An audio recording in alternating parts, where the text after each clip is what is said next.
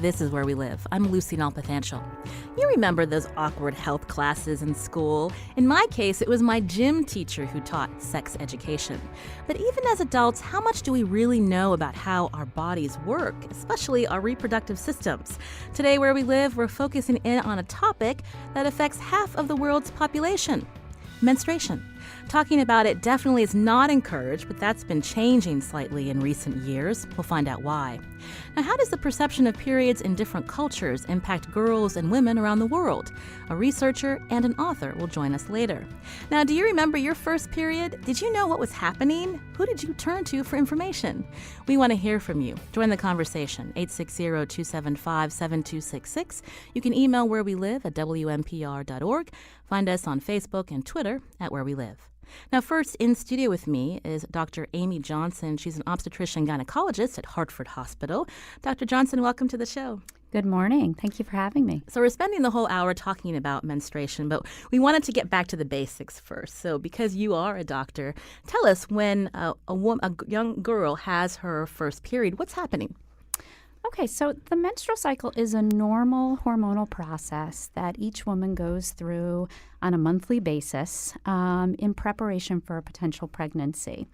And it's a very intricate pathway, but essentially what happens is that a portion of the brain is stimulated to release chemicals or hormones, which then travel through the bloodstream to stimulate the ovaries to go through various processes. And that includes the production of other hormones such as estrogen and then subsequently progesterone.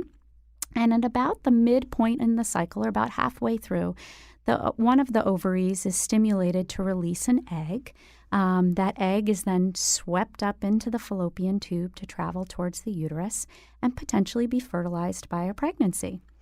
The hormones estrogen and progesterone work to, among many other things, help prepare the uterus for a subsequent pregnancy by first thickening the lining of the uterus and then stabilizing it. If ovulation occurs and a pregnancy does not subsequently happen, then that lining of the uterus is destabilized and menstrual bleeding occurs and the cycle starts all over again. What's the typical age that a girl will have her first period? We were talking about this in the newsroom, each of us sharing our first stories of when we had our first period, and the age does fluctuate. Some of us at 12 or 13, some later at 14. Absolutely. So, as you said, the age varies pretty significantly amongst girls, even within the same areas of the world. The average age is about 11. The normal lower limit has been drifting down, but is about typically considered to be about 8 years old at this point. And some women may not have a period till 14, 15, 16 along the normal continuum. We have a lot of listeners who have children, so it's possible that their daughter could have their first period at 8 years old? 8 years old, they could start going through that process for sure of puberty. Typically that process will, the development of their bodies and then subsequently developing a menstrual cycle will take a period of years, but that age has been drifting down over the past century. Now, when you talk to your patients, even in adulthood, are people still confused about what menstruation is, the whole process? Absolutely. It varies dramatically what I hear on a day-to-day basis from patients. Some women are very in tune with their bodies, with their anatomy, what's going on hormonally, with the menstrual cycle, ovulation. Other women, there is confusion, there are common myths, and we often will spend quite a bit of time over a series of visits trying to educate them about what is going on with their particular cycle and how it may relate to any of their questions or concerns. So we're going to talk through some of those myths and also get a lot of information today on Where We Live as we talk about menstruation. I want to bring into the conversation now to learn more about perceptions of periods, not only here in this country but also around the globe. On the phone with me is Joan Chrysler, professor of psychology at Connecticut College, also editor of the journal Women's Reproductive Health and former president of the Society for Menstrual Cycle Research. Joan, welcome to Where We Live. Thank you very much. So I understand that there are 5,000 euphemisms for menstruation around the world. Give us some examples of how people refer to the period. Oh, I'd be happy to. And you just gave the first one, because period itself is a euphemism, of course. Mm-hmm.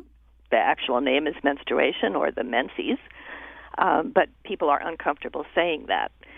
So probably one of the nicest ones is Mother Nature's gift. Some of your listeners may remember that Tampax did a television ad a while back making a joke on Mother Nature's gift. But there's lots of less pleasant ones. On the rag is a common one. Code red is another one. I've got it, closed for repairs, falling off the roof. Things to do with time, like the time of the month or the monthlies. And one of my favorites is Aunt Flo is visiting. So there's lots of them. Now, you'd mentioned that people are uncomfortable talking about menstruation, so they say things like period and some of these other euphemisms. Where does that come from, this embarrassment or being self-conscious? How far back can we track this? Oh, we can track it very far back. Probably as long as people have recorded their history, I would guess. Anthropologists have done a lot of work on this, and there are many taboos associated with menstruation going way back, like women shouldn't walk through the fields when they're bleeding because a drop of blood that falls in the earth would cause the crops to be ruined, or women shouldn't make cheese or make beer or anything because they might curdle it and spoil it. And, of course, the sex taboo goes back a long ways, that women shouldn't have sexual intercourse with their husbands when they are menstruating. The Old Testament tells us that women are unclean after menstruation until taking a ritual bath, and then it's okay, to be with your partner again. So these things are very old. And they reflect the stigma of menstruation. And the stigma is the reason why we don't want to speak about it out loud, I believe. Mm. So there's, the sex taboo is a big one, but the communication taboo is the other big one that we talk about in contemporary life. It's okay to walk through a field when you have your period now, but it's not really okay in most places to talk about it. Mm. Now, when did you begin researching this, Joan? I started to study this back in the 1970s, so I have a long history of tracking it and being interested in it. It's quite a fascinating area. Now, when you tell people back in the 70s and 80s that this is something that you were researching or was a specialty of yours, did they look at you kind of with a surprised look on their face? What was their perception of that? Yes, they did, and they still do. We call it stigma by association. If you are working on a topic that people don't like to talk about, then they think that there's something wrong with you as well. One way that you can see this is with distancing. When people are embarrassed by something or they see something that they think is stigmatized, they move away. So in conversation, they change the topic. People who belong to the Society for Menstrual Cycle Research have talked about being on a plane, going to a conference, and somebody says, "What conference are you going to?" And then they tell them, and then the person puts on their headphones and moves slightly away from them in the chair. So, you can see this a lot. People think it's strange to study it, but it's really very interesting. We got a tweet from a listener, Lindsay, who writes, "Great topic. She can attest to the taboo factor as she still doesn't feel comfortable tweeting a reply to Where We Live's call on Twitter for hashtag first period stories." And we get that. So as we are, you mentioned you started researching this in the 70s. As we are now in 2017, how have we seen the views of periods changing in pop culture, or the fact that it's been brought up most recently in political campaigns? Yes. Well, when you think about the way it was brought up in the political campaign, the presidential candidate commenting on a reporter's menstrual status, that was designed to be an insult. He was trying to marginalize and stigmatize her by suggesting that she wasn't in control of her emotions or she was not logical. So we're still seeing a lot of that. Popular culture is full of very nasty jokes and comments about women's bodies. But on the other hand, many feminists, especially young feminists who are active right now, are working on trying to break the communication taboo. So there's a lot of activity online. There are artists who are making beautiful paintings with menstrual blood that they have collected in cups and saved up to paint with, and their work is great. There are comedians who are making jokes about other people's embarrassment about menstruation, not about the menstruator herself. There are a couple of museums of menstruation. There are activists who are working against the tampon tax. You know, in many states, tampons are considered a luxury, and you have to pay a tax on them. So trying to get rid of that or trying to make products safer. So all of these actions are helpful in their own way, but they don't reach the general population as of yet. So, you know, just talking about menstruation as we're doing right now on the radio, where people who are switching around the dial might hear us, you know, this is a kind of resistance against the stigma of menstruation. I was looking at a story MSNBC did back in 2008 when an author had brought up, they were talking about the downside of having a female president. An author, Mark Rudolph, was quoted as cracking a joke saying, "You mean besides the PMS and the mood swings?" And so I wanted to bring that up about how even the acronym for post-menstrual syndrome or premenstrual syndrome? Premenstrual syndrome, PMS. Right. I'm learning too. I've always thought of it as just PMS. And why that is something that has gotten the negative connotation, Joan. Mm-hmm. Well, I think that, going back millennia, we have had views of women as unstable. I shouldn't say we have. It's not my view. But, cultures have had these views. You could think about Eve. You could think about Pandora letting all the evils of the world out of the box and things like that. So there have been, in many cultures, these views that women are unstable and untrustworthy for various reasons, even evil.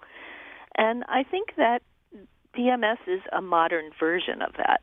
Now, I'm not saying that there are no women who suffer during the premenstrual phase of their cycle. Almost every woman I've ever talked to has experienced some changes in her body. So some women do experience symptoms that are distressing to them. But most women are not severely affected and are not severely distressed. And yet this idea that all women are menstrual monsters and before their period they go crazy, is very firmly rooted in popular culture now.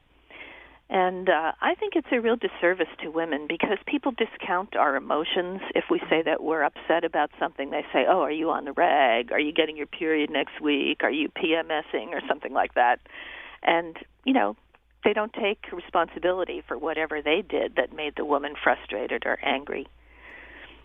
And the doctor is here with us, OBGYN from Hartford Hospital, Dr. Amy Johnson. Explain what PMS is. So PMS is essentially when you, at the end of your cycle, just prior to bleeding, you have a very rapid decline in your hormones, the estrogen and progesterone levels, which can lead women to have various symptoms as they prepare for menses. And it's very common, more than 50% of women will describe symptoms of cramping and bloating. They may potentially have an increase in headaches. Some will describe symptoms of mood swings, depression, and so on. And it's really only a very severe form of that where it will significantly affect their daily activities and really affect whether or not they can go to school, to work, whether or not they have severe headaches, severe cramping. And then, of course, as a physician, that is something that we can work with them for. But majority of women, those symptoms are mild, they're self-limiting. Often they can do simple things like taking Motrin or NSAIDs to help alleviate those symptoms. And then, of course, there are various other things that we can do, such as hormonal control, exercise, and whatnot to help with it. But certainly not to the extreme that maybe culture has attributed to this time period in the cycle. Now, later in the show, we are going to talk with Dr. Johnson about the women who experience very painful periods because of certain disorders, and we're going to talk a little bit more about that later. But I wanted to go back to Joan Kreisler, professor of psychology at Connecticut College, editor of the journal Women's Reproductive Health, and former president of the Society for Menstrual Cycle Research. We talked about the influence of how people perceive when women are having their period periods in pop culture, but also just in advertising. Can we walk us through that? Advertising for menstrual products, you mean? Yes. Well, they're in a tricky position because they are trying to sell their product, but they also have to abide to some extent by the communication taboo, so they can't be too obvious. So I think it's kind of funny sometimes to think about the way they actually do this. You know, you see them using blue water to demonstrate how absorbent a tampon is, and of course, you know, blue fluid is not what comes out of our bodies, but they couldn't possibly use red. And they use euphemisms too, like fresh and confident, you know, and they show images of flowers and other pretty things in their ads. I particularly remember the ones from my childhood where a woman in a white dress was seen gazing off into beautiful nature, and it said underneath, "Modest, because." You know, one time I asked my mother, "Because what?" You know, but she wouldn't answer me, so there you go. And we're seeing some of these products evolve a little bit in terms of how they're being advertised today. So instead of seeing a woman frolicking in a field with a white dress, you know, she's working in the commercial. She's in front of a computer. Yes, and you can see some ads online that are much more out there, you know, influenced by the menstrual activists. There was one a few years ago where a girl was so excited that she got her period that she was doing cartwheels in the high school cafeteria. But you would never see that on a mass medium, you know, where people who wouldn't want to see it would accidentally see it. You're much more likely to see the subtle ones, like Mother Nature trying to give a small, beautifully wrapped box to women she passed on the street, and no one would take it because menstruation is the gift no one wants to receive, that kind of thing. Now, Joan, before we head to break, we talked a little bit about how, because we're talking about it on the radio, it just shows that there's not as much stigma around menstruation, but it still exists. So how do we continue to change the conversation to make it less stigmatized without also discounting the really negative effects it has on some women? Well, I think we need to talk about it more. We need to share our stories. If we talked about it more, maybe the most severe cases would not be the ones that people think are typical. And then the women who have severe symptoms would get assistance with them from physicians because that's not normal. Okay, so most people don't know what normal is because we don't talk about it. And then we have really poor education about our bodies. You were talking with Dr. Johnson before about the fact that lots of women don't understand their menstrual cycles and don't know what's happening in their bodies, and I see that in my students. They say the most amazingly ignorant things every time we talk about this in class, and they're embarrassed by that, and they're thinking, why don't I know this? Okay, so it's girls as well as boys who don't understand what's happening in their bodies. So we need better sex education and better just education about the body. And then, of course, you know, women have a lot of body issues in general these days, a lot of body dissatisfaction, a lot of concerns about their appearance, and the possibility that they might stain their clothes or something would just add to that anxiety and body shame that too many women and girls have. So talking about it, I think, is a really big step and a very important one, and talking about it in a way that provides education, not in a way that, you know, exaggerates these stereotypes that are already out there in popular culture. Dr. Joan Kreisler, professor of psychology at Connecticut College, editor of the journal Women's Reproductive Health, and former president of the Society for Menstrual Cycle Research. Thanks so much for joining the conversation today, Joan. I enjoyed it. Thanks for inviting me. This is Where We Live. I'm Lucy Nalpathanchel. Dr. Amy Johnson, an OB/GYN at Hartford Hospital, will stick around as we talk about periods, the monthly cycle most girls and women up until the age of menopause experience. Now, after the break, we'll talk about recent conversations surrounding menstruation that are working to change perceptions, and we'll learn about attention on access to feminine products that can help girls and women in countries around the globe. Now, whether you're a mother or a father, how do you talk about this important biological process with your kids? Join the conversation. 860-275-7266. Find us on Facebook and Twitter at Where We Live.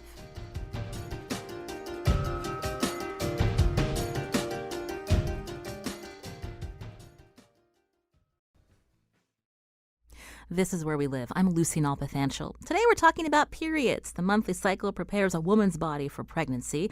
Later on, we'll talk about complications and ways some women have chosen to avoid menstruation. And you can join the conversation too, 860-275-7266. Find us on Facebook and Twitter at Where We Live. Now, joining the conversation now is Jennifer Weiss-Wolf, Vice President for the Brennan Center for Justice at NYU Law School, also author of Periods Gone Public, Taking a Stand for Menstrual Equity. Jennifer, welcome to the show. Hi, good morning. So you talk about menstrual equity. What do you mean? Menstrual equity is this term and frame that I think has emerged over the past couple of years that starts to put menstruation in the frame and idea of what it means to participate fully in society. As stories have starting to emerge about girls and women who've been unable to afford or access menstrual products when they need them, or are so marginalized or lacking in agency that they just don't have access to them. It's become a bit of a political cause that ensuring their full participation in society is something that we should focus on. And I've started to put that in the frame of equity, and that is the subject of this new book. Now, why frame this as an equity problem and not a larger public health problem? Well, it's interesting. It's framed as a health problem and a human rights issue, in fact, in many parts of the world, and I agree that it is.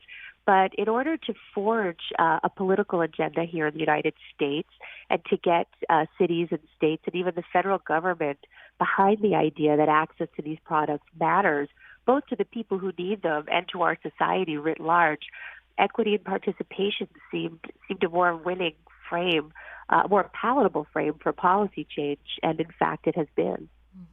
So tell us about what we're seeing on the local level in states who are working to improve access to products for women. Well, it's kind of emerged as an economic issue, the fact that people are unable to afford commercial products needed to manage menstruation. And it's been kind of incredible to see how our government has responded in such a positive way, given, the marginalization of menstruation that you've been talking about this hour. But starting last year, in 2016, New York City passed these sweeping laws that require menstrual products to be freely available to all of the students in the public school system, to people who are participating in the shelter system and those in the correction system. And those laws were really the first of their kind here in the United States, certainly the most sweeping. And it's become something that many state governments and city governments are interested in replicating. California just last month passed a law that was signed by Governor Brown, ensuring menstrual products are provided for free in all of the state's public schools. Illinois did the same, signed by Governor Rauner. And what's interesting, too, to note is that's a Democrat and Republican governor who signed those bills. Now, you've also helped advocate against a sales tax on feminine hygiene products. How's that going?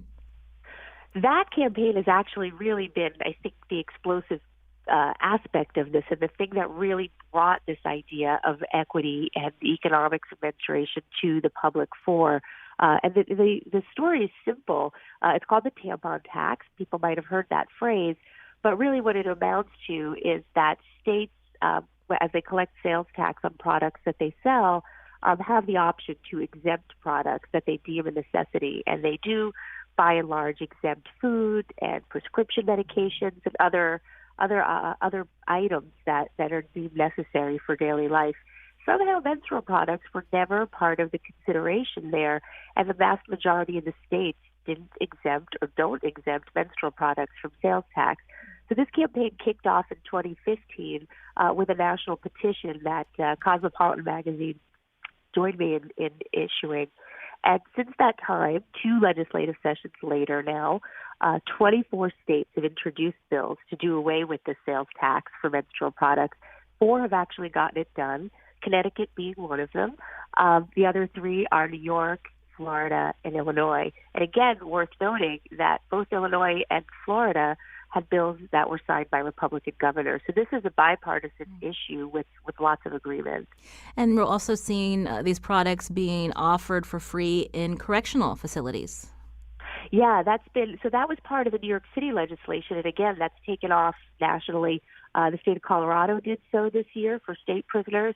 And what's very exciting, actually, at the federal level, the Federal Bureau of Prisons issued a guidance this past summer mandating free menstrual products or to ensure their accessibility for federal inmates. And I keep kind of hammering on the bipartisan piece of this because I think it is so noteworthy that in our polarized political times, especially around women's health and women's bodies, that we're seeing such broad support for this. So in noting that the Bureau of Prisons did it, it's worth reflecting quickly on the fact that the Bureau of Prisons is part of the U.S. Department of Justice, led by Attorney General Jeff Sessions, and that guidance came out of Sessions' DOJ this summer.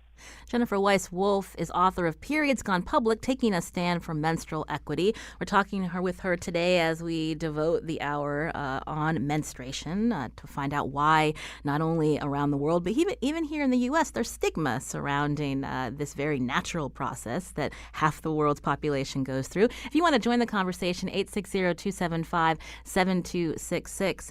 Now, Jennifer, you mentioned the importance of having these products for free in all New York City public schools, but how does that go hand in hand with the type of sex education students are getting? I mean, one way it's good that they're able to be able to access this, but do they understand what's going on with their bodies?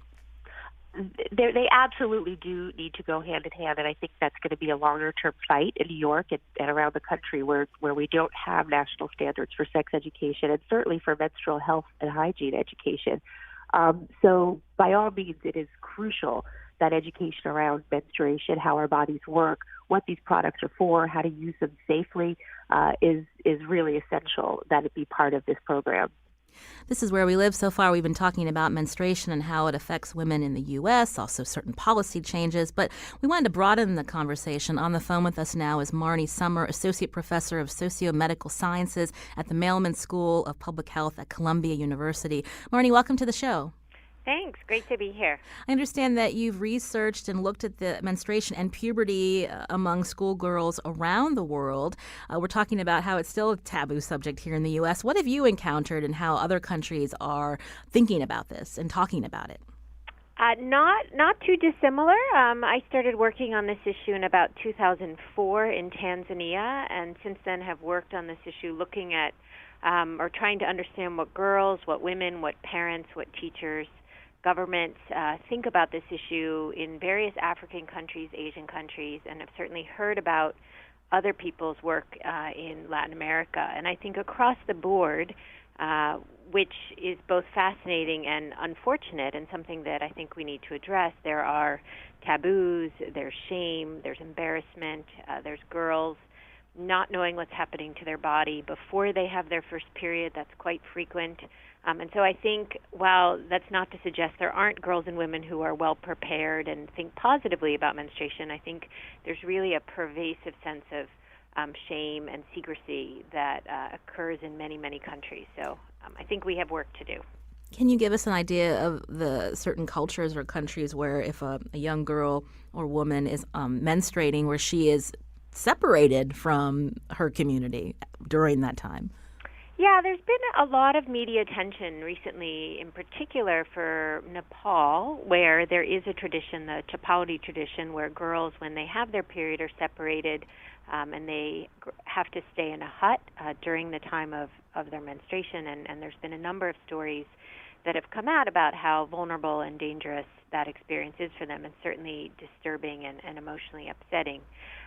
That being said, I think while that's really important and something we should think about and talk about and work carefully with Nepali colleagues to try and understand and maybe start to shift some of those norms, I think what really is across many, many countries and cultures which we could tackle, which needs to be tackled, is just the fact that on average, I think a majority of girls don't know what's happening to their body the first time they get their period and see blood for the first time and think maybe they're dying or maybe they're very ill and don't know who to talk to, and feel this sort of profound sense of shame and discomfort and embarrassment. So while certainly the more extreme sort of cultural situations are still out there and definitely need attention, I think we have a wider challenge to address that's happening to the more average girl and a larger number of cultures out there.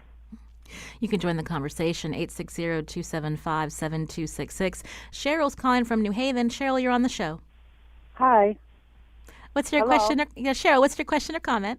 Yes, I had a comment, and I was living during the time when they just started doing this advertising about sanitary products on television, and I was just making a comment about how it made me feel as a young, very young teen sitting in a room with watching a program with boys in there, and all of a sudden they come out with these sanitary products on television and feeling like I wanted to crawl out of there and wondering how could they do this? How could they be so open about it?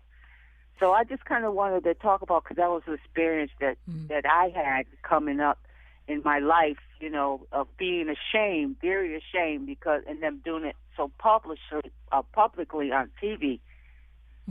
That's interesting. I think a lot of people understand what you experienced, Cheryl. I'm sitting in those health classes. There's an OBGYN in the studio with us, Dr. Amy Johnson from Hartford Hospital. What is the best approach to talking to not just adolescent girls, but adolescent boys about periods? Absolutely. That's a great question. Not only am I an OBGYN, but I'm also a parent, so I have gone through this process. And really, this needs to be done on multiple fronts. And certainly it starts with the parents. And it should start at an early age. And I'm not saying, when they're 5 or 6 years old, sit down and tell them all about the birds and the bees. But from an early age, be clear with your children about what their anatomy is. And don't be afraid to use medical terminology or some simple terminology with them as to parts of their body.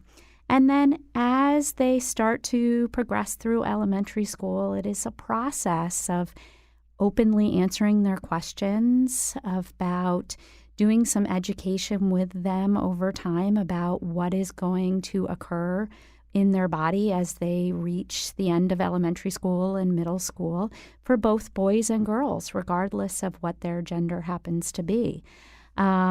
Certainly, we would hope that their pediatricians also participate in this process in addition to the school system. So it really needs to come across all three of those fronts so that by the time they're going through puberty and they're starting to see other children go through puberty, it's not this big surprise for them. It seems like a very natural process and something that they have been informed is going to happen, and hopefully they're less likely to tease other children or less likely to be embarrassed about it themselves. Now, with that comes the process that we need to do some catching up. So the parents need to be educated about what's happening with their own bodies and what's happening with their children's bodies. If they don't feel comfortable with their own education or their own knowledge about what happened through the process of puberty, then they're going to be less likely to be comfortable talking to their children about it. So as providers, we do, as I said, try to do some ongoing education each year when they come in for visits or certainly for problem visits. But there's nothing wrong with parents, going to the library and investing in some books, trying to find some good websites out there and so on. So that they're prepared for that process. For our listeners, how have you had that discussion with your children? Would you rather that they just learn it at school? You can join the conversation, 860-275-7266. On the phone with us is Marnie Summer, Associate Professor of Sociomedical Sciences at the Mailman School of Public Health at Columbia University.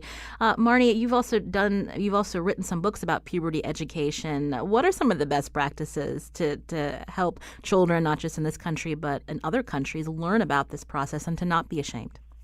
So I entirely agree with what's already been said, but what we've done is really focus in our energy on doing careful participatory sort of research, collecting girls' and boys' stories about sort of older adolescent stories about having gone through puberty.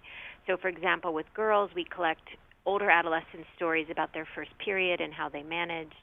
And what their advice is for younger girls, and for boys, we collect stories they write on their own experiences of body change and wet dreams and peer pressures they feel, and then we couple that together in books with factual information, images, question and answer sections based on questions that the young people actually submitted to us that they were confused about or wanted to know about.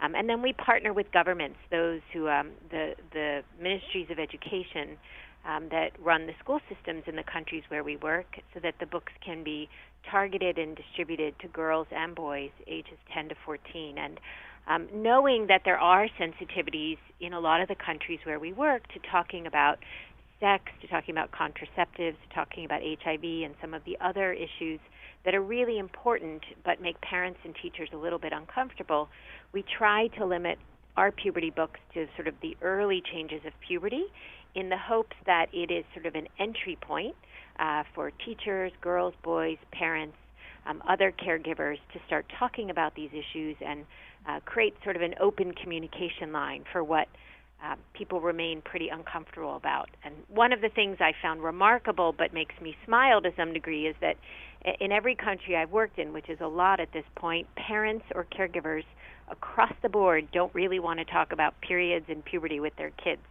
It's not that they don't care about their kids, they're just uncomfortable. And so I think if we can create these tools where you both give the young people something they can read themselves, sort of like I grew up reading Judy Blume books in the U.S., so you can start to understand your body, but at the same time, something that parents are comfortable with, so they can also see the material, feel like they can help to answer some of the questions. I think that's a good way to start. And Marnie, one last question for you. Beyond just access to products, what else is important to get that equal access in society that our earlier guest Jennifer Weiss-Wolf was stressing, this equity for girls around the world? So that's a fantastic question, and actually there's some things that get a little bit lost sometimes when we talk about this issue of menstruation around the world. A lot less sexy than talking about sort of the information or the products is the very basic lack of access that many menstruating girls and women have either in schools or even in sort of urban areas or workplace environments to basic toilets, water. And by that I mean they may not have any toilets in a given school, or there may be some kind of latrine that isn't separated from the latrines the boys use, or doesn't have a door, or doesn't have a lock inside, or maybe there is a toilet but there's no water anywhere nearby, and so if you get something on your hands, blood on your hands or your skirt, there's no way to wash that off. And so I think what really requires investment from governments and those working in some of these contexts is the basic need for infrastructure, for basic toilets and facilities. I think about it a lot when I think about our graduate students and my colleagues at Columbia.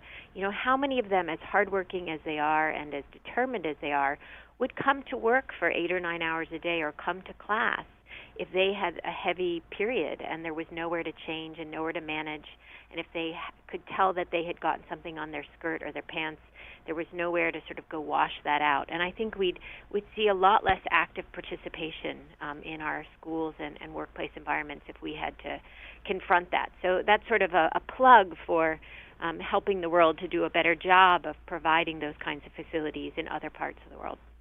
I wanted to bring back into the conversation Jennifer Weiss-Wolf, who has written the book Periods Gone Public, Taking a Stand for Menstrual Equity. We just have a couple of minutes left, Jennifer, but we were talking about how the conversation is shifting. What are we seeing as commercial activity that's playing into this conversation, the different products that are being developed for women to use?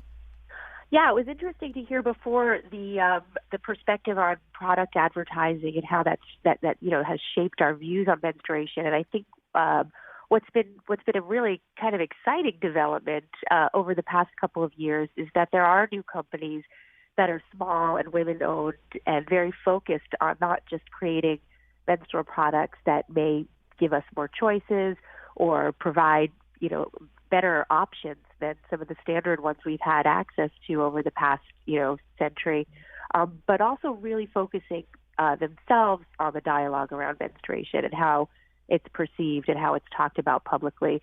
So there's been sort of a proliferation of new companies over the past few years, whether their products are natural or provide better transparency about their ingredients, or new kind of reusable options that provide different opportunities for people here in this country.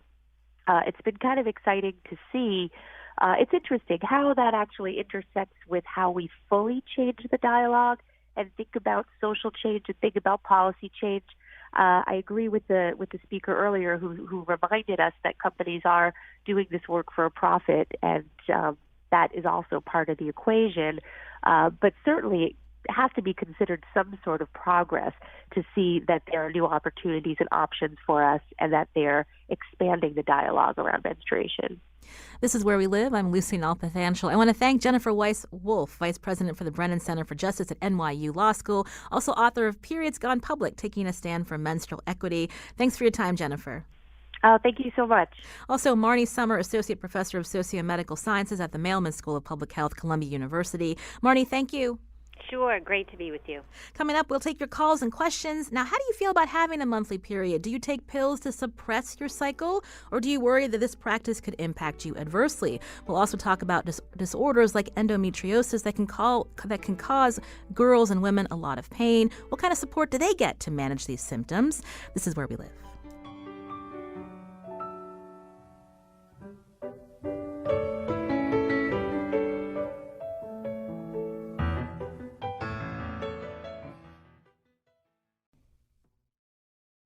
This is Where We Live. I'm Lucy Nalpathanchel. Today we're talking about periods, and today with me, Dr. Amy Johnson, an obstetrician gynecologist with Hartford Hospital. We want to get to some calls soon, but Dr. Johnson, I wanted to talk a little bit about endometriosis and other disorders that women experience where just having that monthly cycle is very painful. Absolutely. So endometriosis is a condition that typically we start to see in women in their 20s and 30s, in which the cells that are in the endometrial lining can actually be found outside of the uterus, such as in the abdomen, in the pelvis, on the outside of the ovaries. And they're still driven by those hormone levels. And throughout the menstrual cycle, and particularly during menses, can cause considerable pain for patients, as well as things such as increased bleeding during their menstrual cycle. In addition, they can also contribute to conditions such as infertility. So this is something that unfortunately we can commonly see with our patients. So what are some options, medical or alternative treatments to help women? So typically after we've made a presumptive diagnosis of endometriosis, we will start women on therapy with what we call NSAIDs, or medications like ibuprofen, to treat their pain.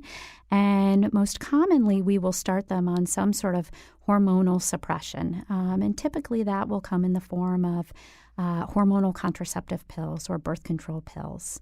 The nice thing about the birth control pills is that they most commonly will contain both estrogen and progesterone, and we can use them to manipulate the menstrual cycle to prohibit or suppress ovulation and really give a nice steady state of hormones throughout the month so that you don't have those up and down levels of the hormones which can contribute to growth or increase in their endometriosis symptoms. We can actually even use those hormonal pills to suppress a menstrual cycle altogether. Is that common? Do a lot of women first know that they could just keep taking without the sugar pills at the end of the pack, that they can keep suppressing their cycle if they don't want to? And is there pushback? Do people feel like they need to have a monthly cycle because it's natural? So that really varies. There are so many birth control pills out on the market, and they vary in their content and their dosing and the timing for them. There are 4 main pills that are marketed towards using them continuously, and you can use them continuously so that you only have a period every 3 months, or there's one actually out on the market so that you can go an entire year without ever having a period and continue on from there. So it varies as to whether or not women know that these even exist. Some women really like the concept of never having a period. They feel like, hey, this is great if I never have to worry about having the symptoms or the bleeding and dealing with products and the nuisance of this. This is wonderful. Other women, it's very interesting. They, for numerous cultural reasons, really feel that they want to have a period each month. Some women feel reassured that if they have a period each month, they're not pregnant. Some women feel that they need to go through that natural cleansing each month of having a period. However, there is no medical reason whatsoever as to why you need to have a menstrual cycle when you are on birth control pills. In fact, by suppressing the menstrual cycle using hormonal contraception, we actually thin out that lining of the uterus and help to prevent things like endometrial cancer or uterine cancer and even ovarian cancer. I wanted to fit in a call. Maria's calling from Marlboro. Maria, you're on the show. Hi, Lucy. I just wanted to share my story. I had suffered from endometriosis for many years, and I had run the gambit of every treatment available to me. I actually was successfully able to have 2 children, which is often something that people with endometriosis cannot do. And then after my children were born, my endo came back with a vengeance. And so I actually opted to have a hysterectomy. And in the course of the pre-testing for the hysterectomy, I was diagnosed with cervical cancer. And it was something that I would not have been able to, they wouldn't have found as early as they did if I hadn't gone through these steps to take my own health into my own hands. And so I just would say, for people who are suffering from endometriosis, really work with your doctors. And I would also say, don't miss the tests. It really did save my life. Well, thank you for sharing your story. We're glad to hear that they caught that. We just have a couple of minutes left, Dr. Johnson. I wanted to ask you also, someone had called in and was curious because she's had fibroids, and that can cause extreme bleeding. What are some options for women that have that? So fibroids are a very common finding in women in which they can have these benign growths in the uterus, meaning typically not cancer. The majority of women who have these small fibroids don't even know that they have them. It definitely becomes a concern when they start to increase in size and in number, or if they involve the lining of the uterus. Typically, women will present with much heavier periods. They can be more painful periods, and then they can have symptoms throughout the month of what we call sort of bulk symptoms, meaning because the uterus has enlarged from these benign growths, it really feels like they have something in their pelvis. Some women will describe pressure. They may describe symptoms of increased urination, and it can really become very uncomfortable for them in addition to having these very heavy, painful periods. Treatments run the gamut. Typically, we really like to try to start with some sort of medical management, meaning not surgery, that can run all the way up to in women who really have severe symptoms and very large fibroids. In some cases, we commonly may have to do a hysterectomy for these women. Now, we just have a couple of minutes, but for women who get negative side effects from taking hormonal birth control, any other options for them to deal with pain? So it really depends on what their medical conditions are and what their negative symptoms are. So as I mentioned earlier, there are 2 main types of hormones. There's estrogen and there's progesterone. And contraceptive methods that are out there, some of the forms have both estrogen and progesterone, and some of them are progesterone only.